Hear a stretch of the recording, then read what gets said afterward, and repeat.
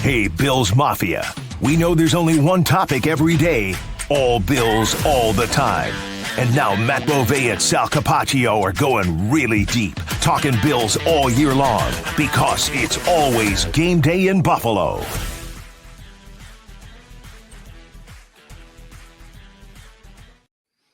Going to start this always game day in Buffalo episode with a confession. Oh, no. You ready? I've never been to the St. Patrick's Day parade in Buffalo. Either one of them. The old First Ward or the one on Delaware? Okay, so the First Ward, I actually shot the gun to start it a couple of years ago. So I did do that. They asked me to be the celebrity gun shooter.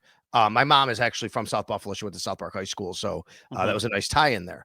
But I've never actually been to the actual St. Patrick's Day parade. And other than that, I had never gone to the other parade as well. I've never done the old First Ward one, which I would imagine is the more authentic and fun St. Patrick's Day parade. Hold on, wait a minute. No, I didn't shoot the gun for that. I shot it for the Shamrock Run. I'm sorry, for the Shamrock Run. Oh, I don't even know what that is. Okay, so it's held before. It's like early March, I believe. But either way, my apologies. I've never been to either parade. Okay, we used to walk in the parade every year for Channel 7, so I've walked in the parade several times. It's a scene. I would imagine if I was 10 years younger, it would be really fun. But at this point with a child, I'm like, you know what? On a Sunday, I'm going to kind of just steer clear of Delaware and just hang out at home. That sounds like it's more my speed right now. Yeah, I got kind of a little bit of grief from my own family today because I'm like, yeah, I'm not really much of a parade guy. But then I'm like, well, I actually don't mind parades. What I'm not much of is much of a drinker. And it's a drinking day, right? It's a drinking parade, and that's okay. You don't have to do it. But that's kind of the reason why I've never done the Patty's Day parade, to be quite honest. It's like, yeah, I think that's more for the people who want to go down there, have some beers, go to some bars, and that's okay. I can do that, but it's just not my normal scene. I mean, you got Capaccio. Bove doesn't sound Italian, but it is. Like St. Joseph's Day tables, more our speed probably than the St. Patrick's Day parade. But that's okay. Everybody's a little bit Irish on St. Patrick's Day. When we were, expecting our daughter, so she turns 2 on the 14th, so Pi Day. But when we were going into the hospital and when we were getting ready to kind of have our baby, we're like, the range of outcomes here is crazy because like you could have the 13th. So it would be potentially Friday the 13th every once in a while. You could have Pi Day like she did. You could have the Ides of March. You could have 3/16. You could have St. Patrick's Day. So there's like a nice little stretch of like notable days of things that happened. So she didn't fall on St. Patrick's Day, but she did go on Pi Day. So that works. And that means she just had her second birthday. So happy birthday. How was it? How great was it? Well, we had an Elmo cake and it was adorable. So it was fantastic. She is the best. And she did it in her own kitchen that she got for Christmas, right? It took Dad 3 hours to put together 2 days before Christmas. I still will be at Wegmans and I'll have people come up to me and they'll be like, because I talked about it on TV as well. And they're like, it took 3 hours to put together that kitchen. I'm like, I swear, I'm not kidding. I'm not making this up. I had somebody come up to me in Wegmans on Saturday. We're recording this on Sunday. And he said that he drives trucks and that he listens to every episode that we have and to keep them coming. And I was like, well, I appreciate that. Hopefully my takes don't make you turn the podcast off. And he said, not yet, at least. So we'll try to do that today, maybe. I met a lot of people who said they were listeners, new people I had never met before who came up to me and said hello.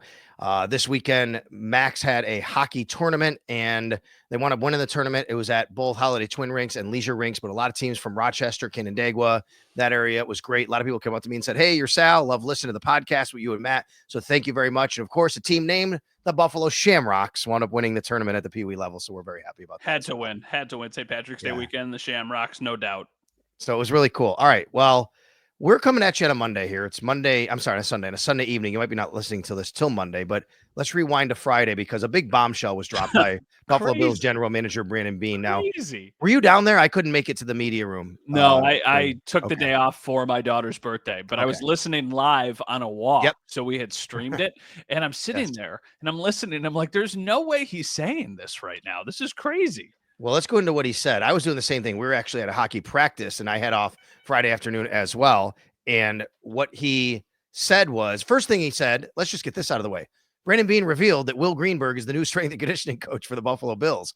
Will was on Eric Ciano's staff, so he's being elevated, so that we know.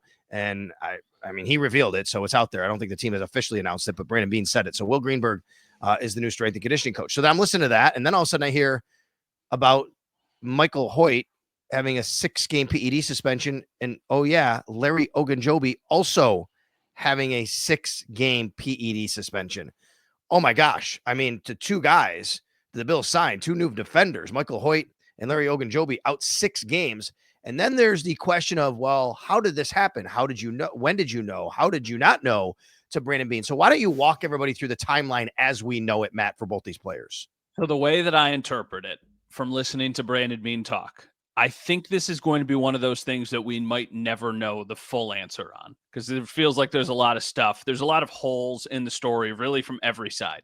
But the way that Brandon Beane said it was that they were aware of the suspension with Michael Hoecht when they were doing the negotiations. For them, that makes sense, though. That's a 3-year deal for him. I know you want him to be available right now, but I feel like a 6-game suspension on a 3-year deal probably isn't as problematic as it would be with Ogunjobi. So the two sides are talking. Hoyt says, hey, guys, heads up. Facing a 6-game suspension to start the season. Wanted to put that on your radar before we get any further. They said, you know what? We still want you. And then they go from there. So that one was not the surprise to them. With Ogunjobi, the way it sounds like it happened was Beane and the Bills were talking to his camp, and they agreed on a deal. At that point, Ogunjobi either didn't know he was facing a suspension or didn't tell the Bills that he was facing a suspension. Then eventually, the deal is announced. They can't agree to terms until he flies to Buffalo. And then I believe soon after, he's like, hey, guys, heads up. I found out I'm getting a 6-game suspension. At that point, I think the Bills were probably like, whoa, we just signed you on a 1-year deal. We do not want to sign somebody on a 1-year deal who has got a 6-game suspension to start the season. They probably started to look at other defensive tackle options. And then we're like, crap, there's really not much left. So then they go back to Ogunjobi and they're like, all right, we're still going to do this, even though we really wish this wasn't the case. So that's my interpretation of what happened. I don't know if that's 100% accurate, but that's the way that I understood what he was saying. Yeah, I would agree with that. I think the biggest question here that we don't really have answered is something you alluded to, which is, did Larry Ogunjobi and his representatives know they were facing a 6-game suspension when they agreed to terms with the Buffalo Bills, or did they find out after? But we do know they did say something before they signed the actual contract. Mm-hmm. Brandon Beane is receiving a lot of heat from some Bills fans. There's just a pretty good debate going on between Bills fans because some are saying, how could he know? He didn't know. This isn't on him. Some people are saying it doesn't matter. He should do his due diligence. And, you know, and they're criticizing him for, well, then you shouldn't have signed the deal if that's the case after he found out. There's a good, healthy debate about all this going on. What I will tell you is one thing that is incorrect that a lot of people assume is that Brandon Beane just automatically would know because he's a GM and all GMs would know something like this. So here's what I found out. So Friday night, I was out. This all happened. But late Friday night, talked to some people, wanted to get, how this works, what the protocol is in the NFL. And here's how I understand it, okay?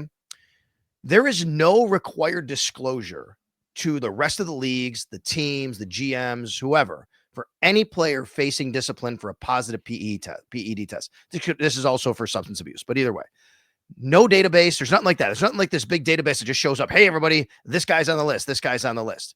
The only people who know the player that this is happening are the player himself, I'm assuming his reps, and the team he's currently under contract to. In this case, it would be the Pittsburgh Steelers if he had found out before the new league year ended and he's still under contract to the Steelers.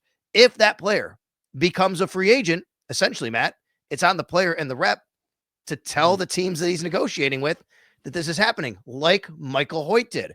Michael Hoecht and his reps, what their quote was, I believe, what we heard from Brandon Beane say, what Michael Hoecht said was, we didn't want to make a bad situation any worse, so we just told everybody what was happening. Yeah, I mean, the criticism on my end would be that the Bills put themselves into a position where they didn't have other options that they could kind of pivot to. That would be the only criticism I have, because the way you explain it would be, okay, only Larry Ogunjobi's agents, and then potentially the Pittsburgh Steelers would know. Well, the Pittsburgh Steelers would never tell that information because it would be a competitive disadvantage to share that. If you know what I mean, like you want somebody to pay top dollar for a player that you don't plan on paying. So they would never disclose that information. And I don't even really think Brandon Beane would be in the position to ask. I don't think he would be calling up teams and going, do you know anything about this, or other people that are in the league? So my criticism mostly is on that Brandon Beane admitted Like they found out, then they started to reevaluate the decision, and then they decided there wasn't any better options, so they just stuck with Ogunjobi. The one thing I will say, and I'm really interested in this, he better be getting paid less than they agreed to the deal originally. Because if he's not, then I think it's a colossal mistake to just sign him anyway. For what because a lot of people thought he was getting overpaid when the deal was announced. It was like, oh yeah, Larry Ogunjobi. It was 1 year, $8 million, right? 1 year, $8 million, with most of that money guaranteed. I think it was 1 year, $8.3 million with $8 million guaranteed. Now it sounds like the Bills found out before he put pen to paper. So at that point, the Bills do not need to honor the $8.3 million and $8 million guaranteed. They can be like, whoa, all of a sudden, you're only available for 2/3 of the season. Like, we can't pay you that same amount of money. I don't know if there is a prorated option that just the league kind of abides by for a situation like this, or if Beane's like, all right, new offer is $5 million. Take it or leave it. But it better be something like that, because there's no way they can be paying a rotational 3-technique defensive tackle $8 million to be available for 12 games of the year. Yeah, there's been a lot of salary cap questions. I don't have complete clarity, but I don't believe their cap hit fully will count during the suspension. No. So you're right. It seems like him and Hoecht wouldn't happen until after they come back. Correct. So the Bills get, I guess what you'd say is a little cap relief from that, depending on what the actual deal is there. I would also tell you, because people have asked, how this works with them during the offseason. They're on the team in the offseason. They will be at every workout. They're going to be through OTAs, through training camp, and they will be on the roster and playing in preseason games. Once camp rosters get cut down, that's when they will go on a suspended list. The Bills will get 2 exemptions for them. So the Bills will be able to keep 53 players, plus those 2 will be on a suspended list. They are actually, on the reserve list, but they don't have to count their roster spot. After 4 weeks, they can both start practicing with the team. After 6 weeks, that's when the Bills can then reinstate them, and they'd have to make roster moves to add them to the 53-man roster, each of them. The thing that's interesting to me is the Hoecht decision to sign him was such an interesting idea, because it really did make it seem like the Bills were going to change some of the things that they do on defense. Now, how do you prepare for a season when you know you've got this guy, but you also know you won't have him to start the year? Just from a philosophical standpoint, how do you approach training camp? The same thing with Larry Ogunjobi. And also, how do you make your 53-man roster? Do you keep just 2 defensive tackles that eventually get replaced by these 2 when they come back? Do you keep less defensive tackles? Well, I think Hoecht would be a defensive end. I think he's coached as a defensive end. I'm just saying, basically defensive line, right? Sure, you're right. Yes. We all tend to think normally it's like 10 or 11 defensive linemen are usually on the 53-man roster. I don't know if this is a situation where you call up a familiar face. Is this a Jordan Phillips? Hey, Jordan Phillips, we know that you can come and produce here. Right. You just take a flyer on somebody. I don't really know. It puts them in a really, really tough position that I'm sure they were not planning on being in. Right now, they have Greg Rousseau, Joey Bosa, AJ Epinesa, Javon Solomon, and then Michael Hoecht, who will be suspended. So only 4 defensive ends. That's it. I'm counting him as a defensive end. I think that's a proper way to put him on the Bills roster right now. So 5 total. Hoecht not counting 4. Okay. And that's it. Defensive tackle, Ed Oliver, Daquan Jones, Dwayne Carter, Larry Ogunjobi is number 4, and then Zion Logan, Branson Dean, 5 and 6. So only 5. Then you add in Larry O is number 6. Okay. So you're right. They're thin there. Now they're at 67 total players on the roster. They still have to get to 23 more. You're probably going to get close to 20 through the draft and undrafted free agency anyway. Well, what I was going to say is I counted 9 guys who are going to be on the team, including Hoecht and Ogunjobi. So there's 9 guys who I feel like are almost certainly going to be on the team. Realistically, I still thought, even after the moves that they made, one of their first 3 picks was going to be on some sort of defensive lineman, whether that be a defensive tackle or a defensive end. That person's certainly on the team. Now you get to 10. But the thing that becomes interesting is when you remove those 2 guys, 8 is too light. Do you just keep a Zion Logue? Do you just sign somebody who can produce for a couple weeks with the understanding of, listen, unless you knock our socks off, you're probably not going to stick around long term? This is one of those situations where you're like, man, you wish you had Kingsley Jonathan still around because you could trust him for a couple games, but he signed elsewhere. Same thing with Casey Doohill. It's like, you don't want these guys to be playing meaningful snaps for you probably in a must-win game. but you might need somebody to play meaningful snaps for you in the first 6 weeks of the season because of the situation. Or this is the galaxy brain. Is Von Miller coming back? And this was the plan all along. And he's going to be the rotational piece as your extra defensive end for the first couple weeks of the season. And then you just figure out what you do with him after that. Maybe it wasn't the plan, but he still comes back because of this. Maybe. Right? Maybe it wasn't pre-planned, but you're right. Maybe they revisit something like that. By the way, Matt brought up both Kingsley Jonathan and Casey Toohill both have signed with the Houston Texans, actually. Jonathan to a futures deal at the end of the year. Casey Toohill just signed a free agent contract within the past week. All right. So on Friday, that's when Brandon Beane spoke. That's when we heard from Michael Hoecht, Larry Ogunjobi. On Thursday, it was a whole bunch of guys. Joey Bosa, Damar Hamlin, Derek Forrest, Josh Palmer, the new receiver, and Kendrick Green. What did you take away from anybody in that room and things that they said? That's an interesting question. I don't know what I still don't buy that the plan was to bring back Damar Hamlin. I think my biggest takeaway was that Damar said that he loves Buffalo, that he always wanted to be in Buffalo, but him hiring a new agent kind of signals to me that he wanted to get a bigger contract elsewhere, or thought that he was going to get a bigger opportunity somewhere. Yes. Now, when the Damar Hamlin contract gets announced, I think most Bills fans probably groaned a little bit. They're like, oh, I don't think that this is Damar Hamlin is your starting safety. I think that this is Damar Hamlin might have to play safety if somebody is injured, but based off of the reported contract he got, that is very much a third or fourth safety contract. So to me, I just am really surprised that Damar Hamlin is back. That's probably my biggest takeaway. Me too. Very surprised. We talked about it, but at $2 million, I don't even think he's guaranteed to make the team at this point. I mean, he probably does just looking at it, but we'll see what they do through the rest of free agency, just numbers wise. I mean, you could do a lot worse than a guy who's a fifth year guy in the system who helped your team go to the AFC Championship game, coming back, was a starter last year. There's no doubt. $2 million, no doubt. That's fine. But I was just as surprised as you. Then they did sign Derek Forrest. He's an interesting player. He's kind of, to me, a little bit the antithesis of Damar. Damar is a safe, steady guy who's not going to wow you athleticism, but he's going to, do what he's supposed to do, be where he's supposed to be. Derek Foster's a little bit more of a, hey, fly by the seat of your pants guy. And let's say Derek, I called him Foster 10 times. Yeah. Derek Forrest, fly by the seat of your pants guy. He's coming down. He's trying to make big hits.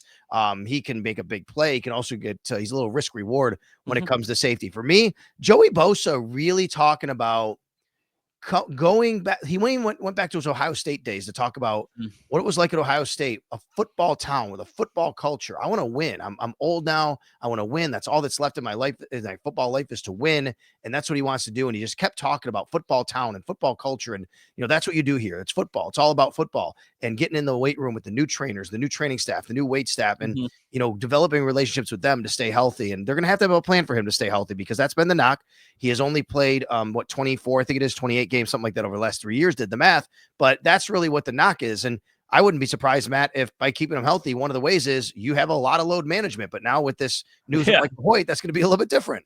I think that it was interesting. It might have even been to one of my questions to Joey Bosa that he unprompted brought up that I know how to play against him, meaning Patrick Mahomes. Like I know how to have success against that team. Like, did you catch that? I was like, wow, like he didn't get steered in that direction. He was just like, I'm sure trying to join a team to beat the Chiefs is a much more appealing thought than just joining the Chiefs for a player who is trying to win at this point in his career.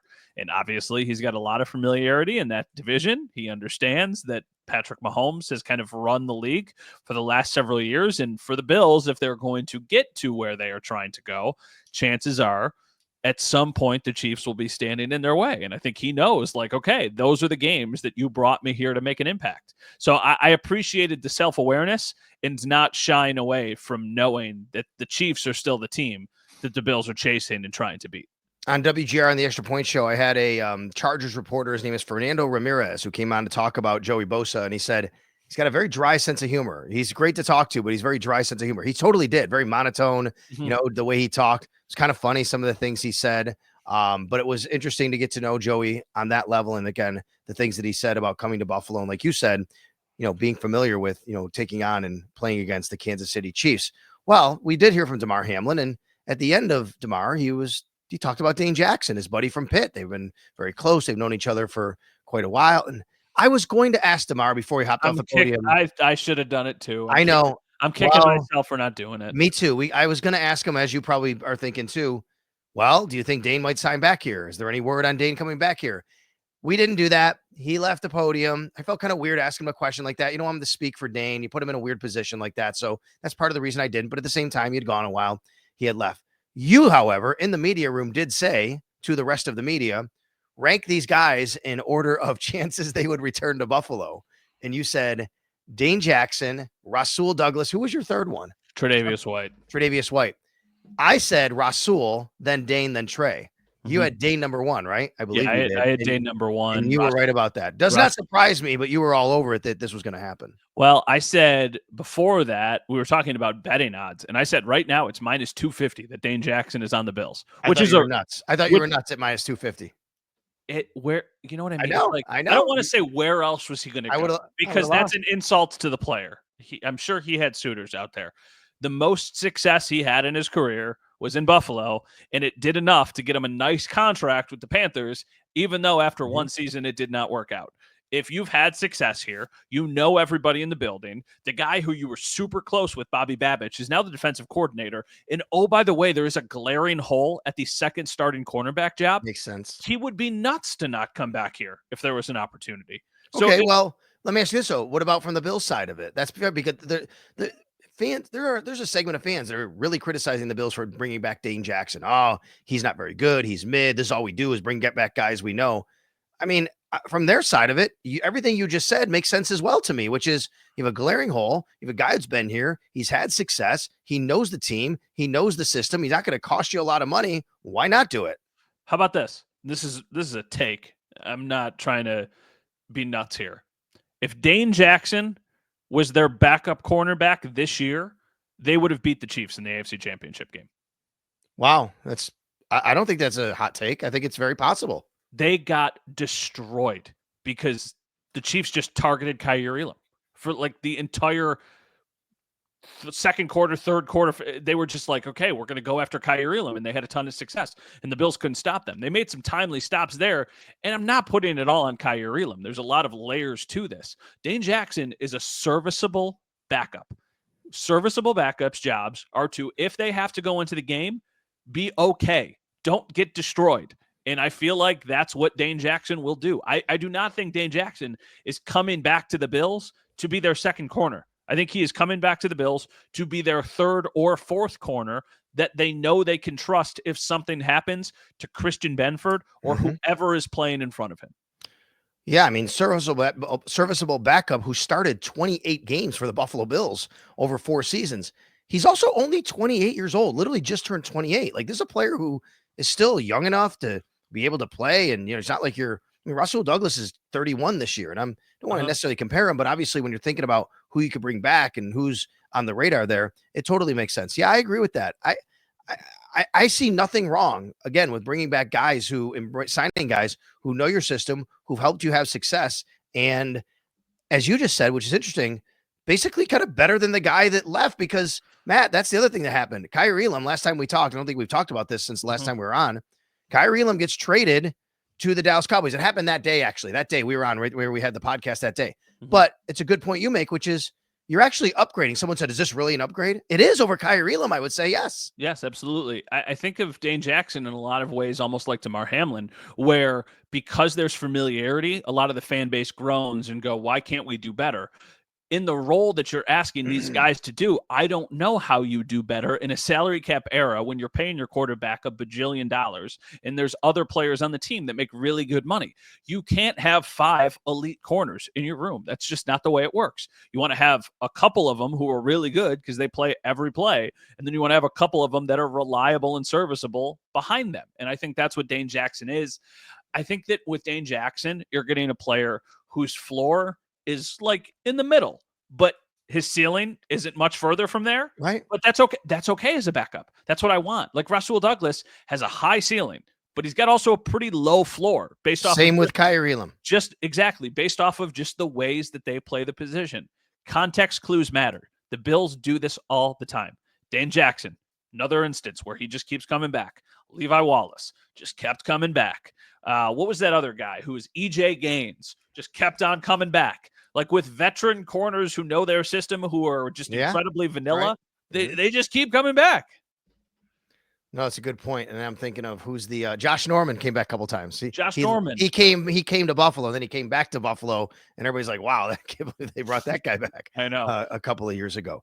Well, the Bills had a couple other signings a little bit later in the week as well. Kendrick Green is going to be a reserve guard. He actually has started some games. It's not an area where they really need.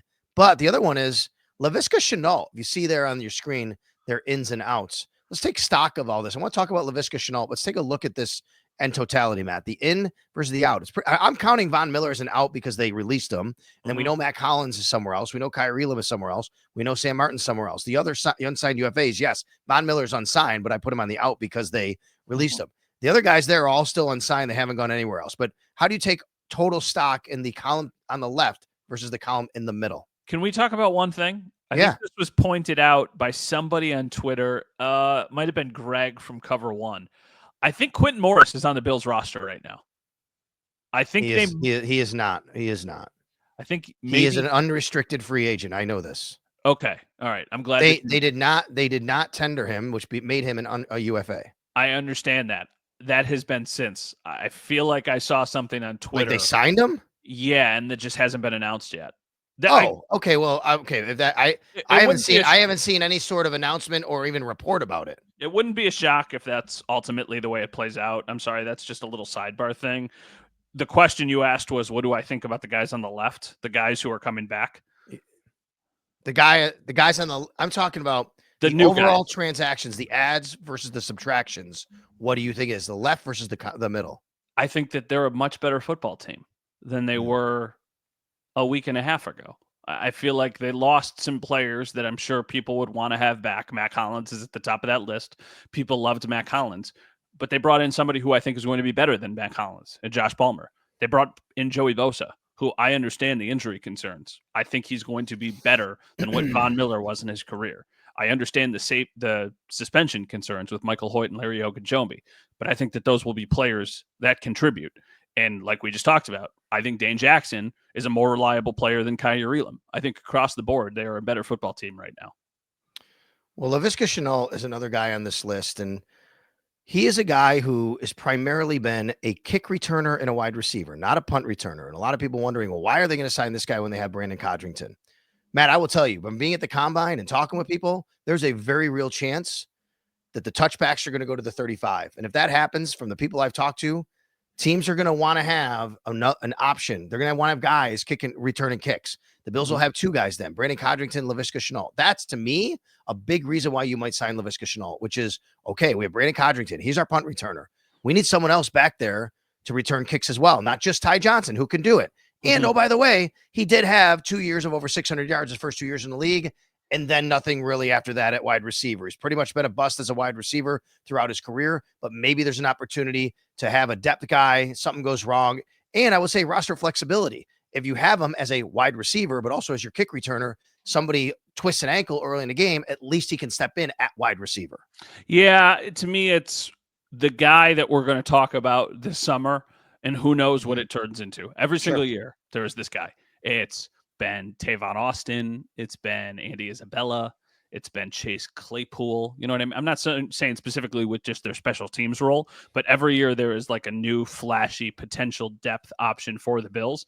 I like that. There's no harm in the signing because a couple of years ago, people really liked this player, Laviska Shenault. Like when he was coming out, people loved him, right? Out of Colorado, just like, ooh, who knows what this guy could be? So yeah, I have no issue with taking a flyer on somebody who you think is talented. I feel similar in a way to how I felt about KJ Hamler of like, oh yeah, it's a player who was drafted relatively high, who hasn't had the start to their career that they had been hoping. Who knows what they've got? Get them into the building and see. They're going to play on a team that's more talented than any other team that they've played on. So see what happens. I have no issue with that addition.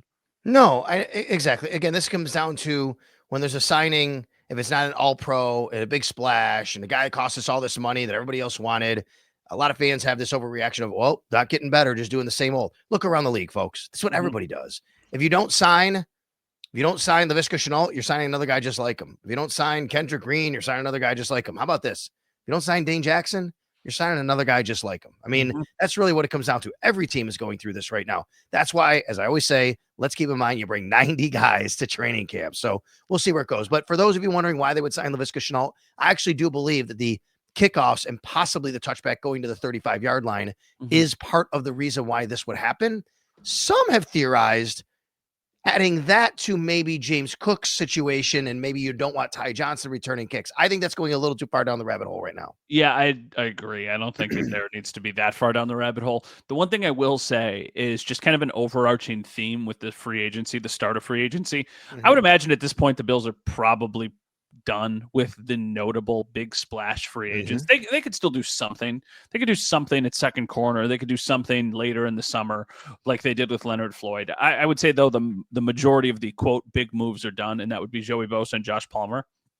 Even though they're not crazy, they did more than I thought they would do up to this point with free agents. I thought that maybe we might see a trade. I thought we might see a big splash, but I never thought that would be in free agency. I thought that would be in a trade.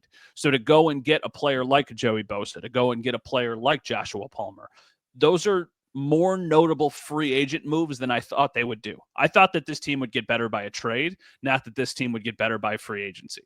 Now, because they didn't choose the trade route, they still have those assets. So now you have another opportunity to make your team better.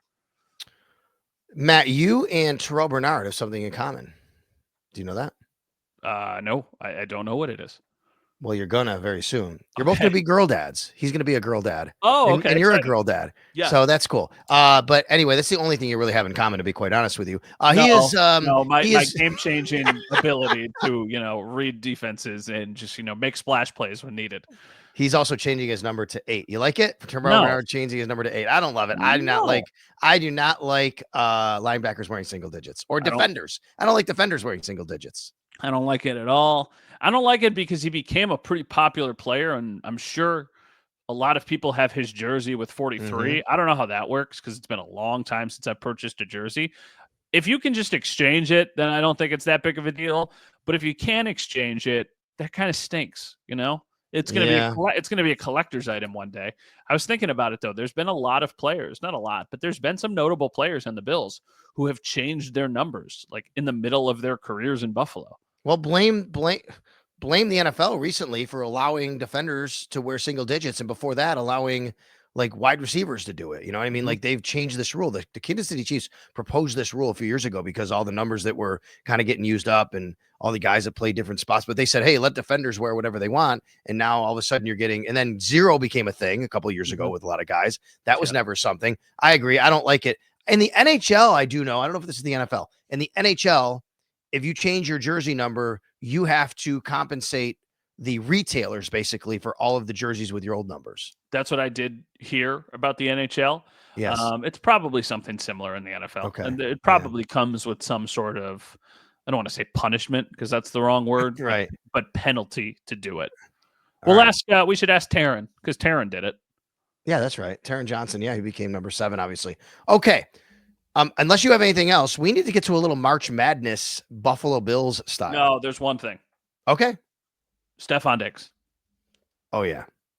Go ahead. We can talk about this. You go ahead. I have had 4 different people in the last 2 hours reach out to me about Stefon Diggs. I've had my friend Brad texted me, my friend Hayden texted me, my group message with all of my buddies from fantasy football, because when something happens on the internet, it has to be true. Now, I have no idea what is going on, but the stem of this is that Stefon Diggs posted or re-shared pictures of himself with the Bills on his Instagram page. I also saw that he was once again following the Bills. When I checked, he was not. I also saw a tweet from Adam Schefter about him rejoining the Bills that does not exist, which makes me believe that somebody photoshopped Adam Schefter's actual handle and then the tweet and then the timestamp. Because normally when you see these tweets, you're like, it's Adam like ADXM Schefter. This was legitimately Adam Schefter, but it had to be a Photoshop. Had to. I mean, come on. I don't understand what you're saying. So you're saying Schefter tweeted something and deleted it or no? Well, that's what people are saying because their screenshot has been floating out there. Here, I'll show you the screenshot. I haven't seen this yet. I was watching the Shamrocks play hockey today. Yeah. Let me see. I mean, let me make this clear. This isn't happening. Like I'm pretty confident in saying that. Can you see this on the screen? Get it up there. I don't see the verification from his name. He's verified. There's no verification there. Is he verified? He should be, yeah. I don't know. But I mean, it's Yeah, Adam Schefter. It's Adam Schefter's handle. Are you sure? Isn't Adam Schefter's handle Adam Schefter? Yeah, but there's no blue check mark. I am so out on the blue check marks. I don't pay attention. He has a blue. I think you're reading wrong. I bet it could be Adarn, RN instead of M. His Twitter is Adam Schefter, but Okay. yes, he is verified, and that was not verified. So Correct. Clearly that's a fake. But the thought is, would the Bills ever bring back Stefon Diggs? This is a long way of getting to that. No. No.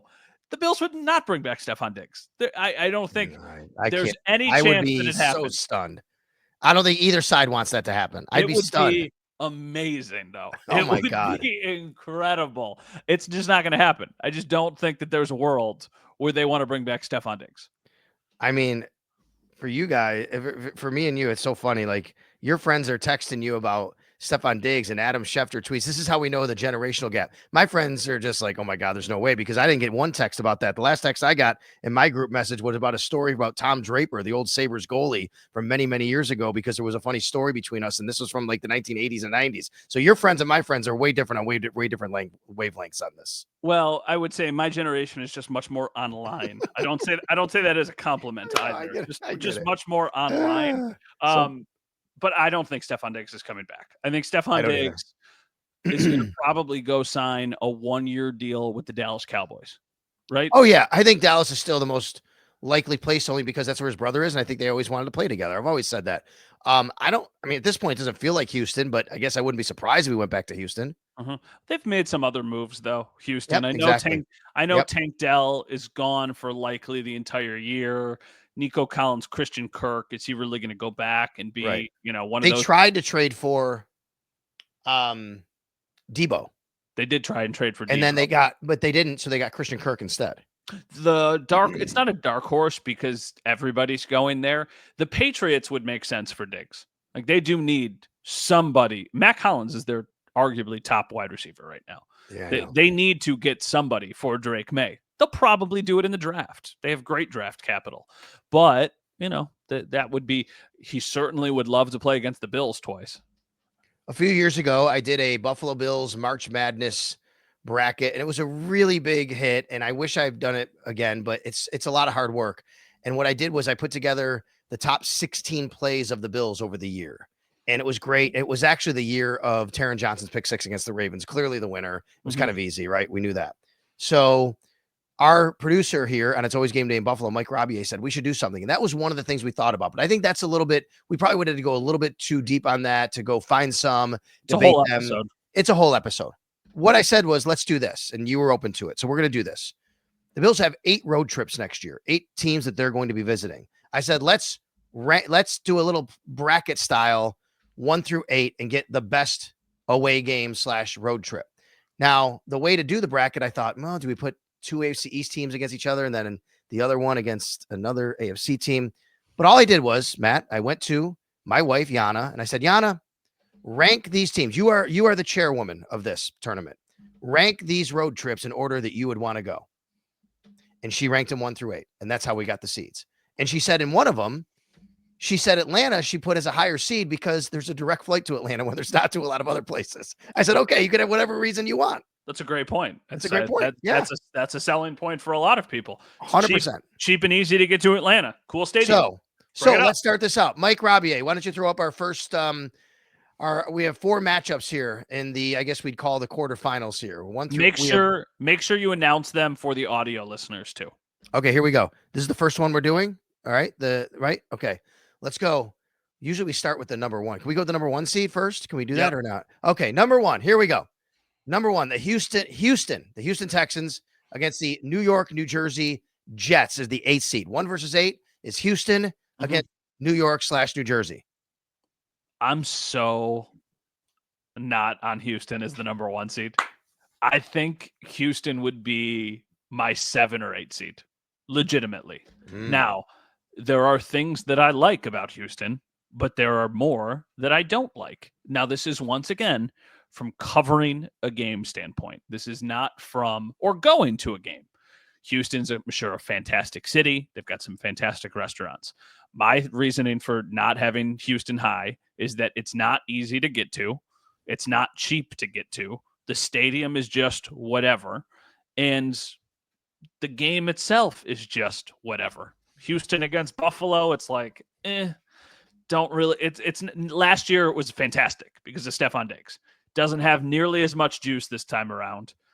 It's a fine game, but it would not be my 1 seed. I think New York is an elite trip depending on when you make it. Okay. I don't disagree. I disagree with Yana's selection as them at the 1 seed, but that's what it is. Look at what happened today at Selection Sunday. I mean, Carolina gets in. They should not have been in. Louisville gets an 8 seed. They shouldn't have been in, but they got to play it. So here we are. Houston against New York. That's the debate. That's the matchup. Okay. You're going New York on the upset? I'm going to go New York. Yeah. I'm going to agree with you. I love going to New York City. Let's go. Let's go. The New York/New Jersey gets the upset. This is our trip. Me, you, Bill Whippert, the Bills photographer. We love going into the city. We like hanging out. We Manhattan. You got like a 40% chance that Billy Joel is going to be playing every time you go to New York. You've got so many other things that are happening there. It's so easy to get to. It's relatively cheap. I mean, you give me New York in September or October or at Christmas time, heck yes. I mean, if it's the last game of the year, I understand that. F that. But otherwise, heck yes, New York. You're right. All right, so I'm going with New York as well. The 8 seed upsets the 1 seed. Let's go to 4-5. Here we go. This is a good 4-5 matchup, right? 2 AFC North teams. We have the Pittsburgh Steelers as the 4 seed, Pittsburgh trip, versus the Cleveland trip, the 5 seed against the Browns. I will say, you want to start this one because I started. Okay, sure. Boy, they're both really, really fun cities. I think underrated cities to visit. Okay, I like going to Pittsburgh. It's a nice summer day trip. So is Cleveland, a weekend trip, I should say. You can actually go Cleveland, Pittsburgh. You can do the Pro Football Hall of Fame in Canton, Ohio, right around there. Here's what's going to tip it for me. As much as I do love Pittsburgh, and they have a nice, there's a nice, water and the I guess the rivers over there. Boy, the lakefront in Cleveland is awesome. And you have the Rock and Roll Hall of Fame right there. And I love the restaurants right around there. So I like both cities. I like both trips. I'm taking Cleveland, actually. It is a little bit shorter, too, if people want to drive. I'm going to do Pittsburgh. And my reasoning for Pittsburgh is because I think you're getting a better game day atmosphere and experience at Pittsburgh, whatever they call their stadium. What is it, Acrisure or something? Acrisure, yes. At Heinz Field, you get a better experience, in my opinion, than you do in Cleveland. Now, if you were a Bills fan and you're like, what game would I rather go to? Maybe you want to see them win, and you think that there's a better chance that they beat the Browns than there is that they beat the Steelers. I think that they probably beat both of these teams. So I would still say Pittsburgh, but I don't feel super strongly about it. So we're split. Does Mike get to make this decision? Sure. Mike, you want to put it in the want to put your choice, Pittsburgh versus Cleveland, and he's going to say Pittsburgh. All right. So our producer, Mike Robier, says Pittsburgh. So we're going to move on. Pittsburgh, the 4 seed, is going to take on New York, New Jersey /Jets as the 8 seed. Let's go to 3-6. Okay. Charlotte, which is where the Carolina Panthers play, is the 3 seed. Miami, where Bills fans love to take over, the Blue Martini party that goes on. I'm there every year. Russ Salvatore throws it from here in Buffalo. They're the 6 seed. South Beach against Charlotte. What do you got? 3 versus 6. South Beach, 6. I understand there's fatigue. Once again, the timing of the trip, I think, matters. If it's December or January, it's a slam dunk Miami to me. If it's earlier in the year, I get that Miami is not as much of a destination just because you're going into week 2 Miami last year, and it just rains the entire day up until the game. Was so humid and gross. But so many Bills fans go on the trip. So Charlotte's an easy place to get to because you. Now wait, let me throw this out there. Charlotte already has lots of Bills fans. I know Miami does, but Charlotte is called sometimes Buffalo South, and there will be tons of Bills fans going down there as well. Yeah, and I've been to Charlotte a handful of times, and I probably just don't know enough about the city. I think I am looking more forward to Charlotte just because I haven't been there as many times as Miami. but I would imagine that more people though would be interested in Miami. Oh, this is tricky though, because now I'm starting to think my wheels are spinning about Charlotte and how close it is to other stuff going on, because you're not super far from Raleigh. If there's anything going on you wanted to do in Raleigh, there's really good golf in Charlotte. There's good golf in Miami too. Oh, this is so tricky to me. I'm going to take Miami. You know, if you could tell me the exact day, month of the year, Changes everything. might matter, right? But I think for a lot of reasons you said, I will agree with you and say Miami. It's been so fun to go down there. When the Bills win, obviously it makes it even more fun, right? And I just love the atmosphere of Bills fans on South Beach. It's a great, great time. Now, Charlotte will be amazing this year with Bills fans because it is a great, great relocation city over the last 20 years for a lot of Bills fans. But I'm going to go Miami in an edge. I think this is a good matchup. But I'm going to take Miami over Charlotte, 6-3. Let's go to 2 versus 7. The 2 seed, Atlanta, going down to Atlanta, Georgia, the 2 seed. As Yana said, you can fly there direct, but you can also to Boston, by the way. That's where the New England Patriots play. And I think that's a great, great trip. Atlanta is a really, it's a southern city. It's going to be warmer. But I have to be honest with you. I love going to New England. I love going to Boston. I love Providence. Providence is an amazing city. I love walking the North End if you're going to stay up in that area. Great Italian restaurants. So, and by the way, I know the stadium is really nice. The new one in Atlanta. The Bills played there in 2017, actually. Maybe some people have never been there. Foxborough. That's a really nice stadium there at Gillette. So I think that I'm going to take New England. You bring up good points. I'm going to take Atlanta, and my reasoning for Atlanta is just because there is potential that you're going there when same thing with Foxborough. Like Foxborough, if you're going into the city of Boston, Boston is an elite city, but it's not super easy to just get from Boston to Foxborough. Everything in Atlanta is centrally located. It's an easy city to get to. You wouldn't need to rent a car. If you're going there in November or December. What about the traffic, though? Yeah, but I mean, if you're taking public transportation, if you're not renting a car. Yeah. So you can take the train right from the airport into downtown. I've never been to the stadium, so it's very high on my list of stadiums to go and check out. And I think a lot of Bills fans also want to go see what the new stadiums are like. And even though Gillette is a nice stadium, Atlanta is a pretty new stadium. So I feel like Bills fans want to probably dip their toes in the water of these new stadiums with their new stadium coming up. So I'll go Atlanta.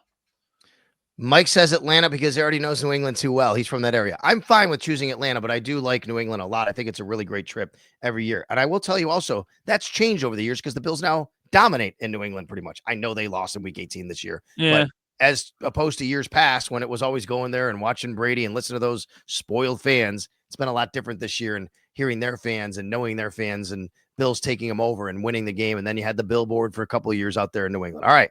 So we have some upsets on the board. Let's go to round number 2, the semifinals.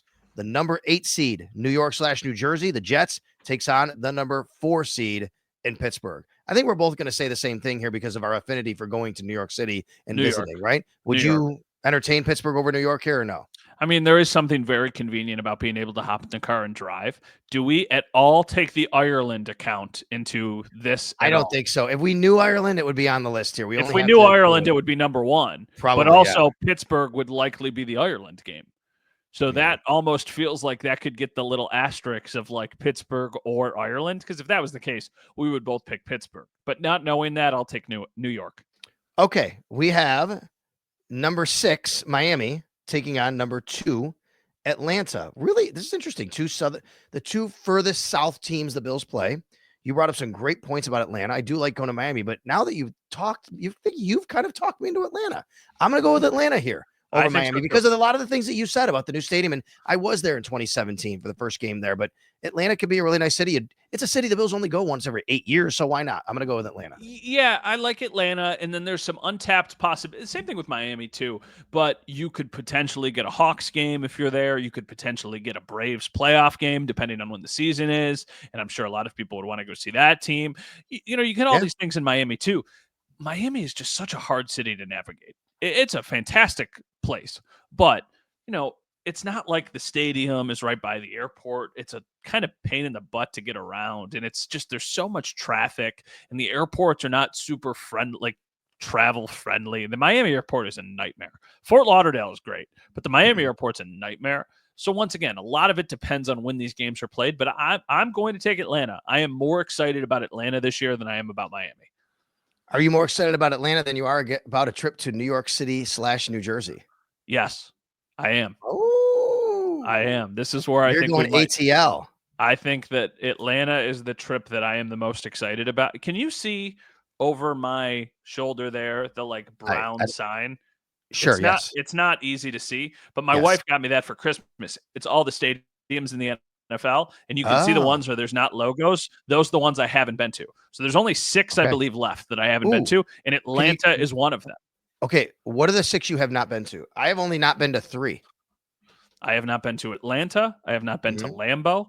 I have not been to Minnesota. I have not been to Vegas. I have not been to San Francisco, and I have not been to Denver. Oh, you've been to Arizona then? Oh, no, not Arizona, so 7. Okay, because the only 3 I haven't been to are Vegas, 7. San Fran, and Arizona. 7. I There's haven't 7 okay. that I have not been to. The only 3 I haven't been to are Vegas, San Fran, and Arizona because the COVID year we didn't travel. Yeah, as exactly. you know, right? Okay, so I get it. Atlanta's a good one here for you. I like that.